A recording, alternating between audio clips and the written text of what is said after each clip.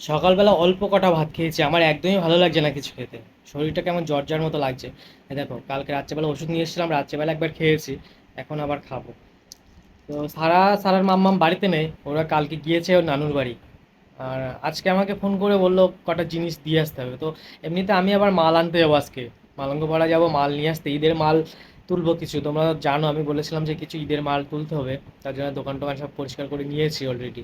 তো আজকে ভাবছি একটু মাল নিয়ে আসবো কিছু দোকানের, মানে একদিনে হবে না, আরও এক দুদিন যেতে হবে। এবার ওই পথেই তো সারা নানুর বাড়ি পড়ে, কিন্তু বললো যে একবার কটা জিনিস রয়েছে সেই জিনিসগুলো দিয়ে যেতে।